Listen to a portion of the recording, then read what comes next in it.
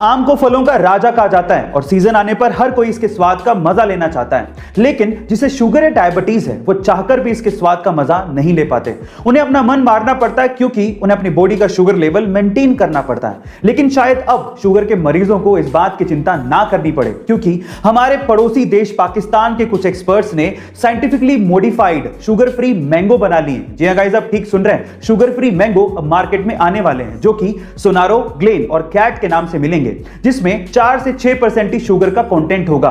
तो अब शायद शुगर के मरीज आम का मजा ले पाए। गाइस, क्या आपको इसके पहले तक इफेक्ट पता था? और अगर नहीं पता था तो कमेंट सेक्शन में जरूर लिखिएगा और ऐसे अमेजिंग वीडियोस के लिए शेयर। अगर आप फिट और हेल्दी लाइफ जीना चाहते हैं तो आपको आपके खाना खाने के तरीकों में कुछ बदलाव करने बेहद जरूरी हैं। उसमें से सबसे पहला बदलाव है आपको ठंडा खाना खाने की आदत छोड़नी पड़ेगी। बहुत से ऐसे लोग हैं जो कि खाने को भी ठंडा करके खाते हैं, पता नहीं क्यों, लेकिन उससे आपके डाइजेशन सिस्टम पे प्रभाव पड़ता है। आपके डाइजेशन सिस्टम को ज्यादा समय और ज्यादा एनर्जी लगती है खाना पचाने में। इसके अलावा भरपेट खाना भी नहीं खाना चाहिए, कुछ तो पेट को खाली छोड़ना ही चाहिए। आयुर्वेद ये कहता है कि भरपेट खाना ना खाने से आपका खाना बड़े आसानी से पचता है। और दूसरा, आपको व्हाइट राइस कितने भी पसंद हो, अगर आप वेट को लूज करना चाहते हैं तो आपको व्हाइट राइस यानी कि सफेद चावल छोड़ने पड़ेंगे। हाँ, इसकी जगह पे आप ब्राउन राइस खा सकते हैं, क्योंकि ब्राउन राइस में व्हाइट राइस के मुकाबले आधी ही कैलोरी होती है। गाइस, आपको ये हेल्थ टिप कैसे लगे कमेंट सेक्शन में जरूर लिखिएगा और ऐसे अमेजिंग वीडियोस के लिए। वो पैदा हुआ तो वो अंधा था। आसपास के लोगों ने ये देखकर उसके मां बाप को कहा कि ये तो किसी बोझ से कम नहीं है, इसे तो मार देना चाहिए।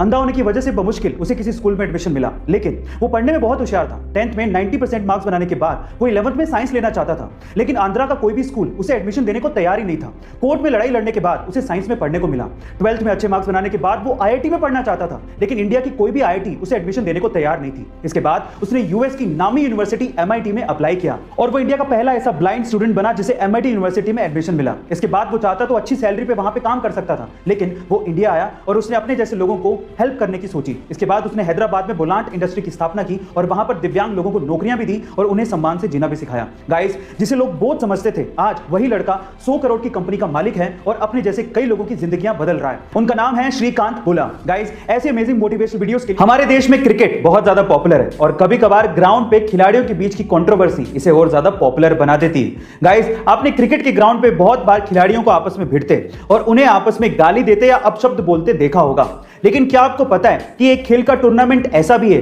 जहां पर खिलाड़ी आपस में एक दूसरे को गाली नहीं दे सकते। अगर कोई खिलाड़ी गाली देते पकड़ा गया तो उस पर 14 लाख रुपए तक का जुर्माना हो सकता है। गाइस, उस खेल के टूर्नामेंट का नाम है विंबलडन टेनिस टूर्नामेंट। अब मजे की बात यह है कि विंबलडन को खेलने के लिए अलग अलग देशों से अलग अलग भाषाओं के खिलाड़ी आते हैं। इसी वजह से विंबलडन के अंपायर को अलग अलग भाषाओं में गालियां सीखनी पड़ती हैं, जिससे वो किसी भी खिलाड़ी को गाली देते पकड़ सके और उस पर जुर्माना लगा सके। गाइस, क्या इसके पहले तक ये इंटरेस्टिंग फैक्ट आपको पता था? और अगर नहीं पता था तो कमेंट सेक्शन में जरूर लिखिएगा और ऐसे अमेजिंग वीडियोस के लिए। ये बात है 1980 की, जब महाराष्ट्र के जलगांव डिस्ट्रिक्ट के अमलनेर गांव में रहने वाले मोहम्मद अनवर के पिता की अचानक से मौत हो गई। उनकी मौत के बाद पीछे जायदाद में एक खेत था जिसे मोहम्मद अनवर के अलावा 3 भाइयों में बराबर से बांट दिया गया, लेकिन मोहम्मद अनवर ने उस जमीन के टुकड़े को 80,000 रुपए में बेच दिया और एक ब्रोकर सतीश शाह के कहने पर 10,000 रुपए विप्रो कंपनी में इन्वेस्ट कर दिए और 100 शेयर्स विप्रो कंपनी के खरीद लिए। 1980 में किया गया यह इन्वेस्टमेंट आज 40 साल बाद 1500 करोड़ रुपए में बदल चुका है, जिसमें से 200 करोड़ रुपए तो सिर्फ डिविडेंड के तौर पे मोहम्मद अनवर को मिले हैं। गाइस, ये है पावर इन्वेस्टमेंट की। तो आप किस चीज का इंतजार कर रहे हैं? इन्वेस्टमेंट करिए, डीमेट अकाउंट खुलवाइए, लिंक डिस्क्रिप्शन बॉक्स में ही गिवन है। ऐसे अमेजिंग फैक्ट वीडियोस के लिए शेयर, सब्सक्राइब एंड लाइक। मिलता है अगली वीडियो में।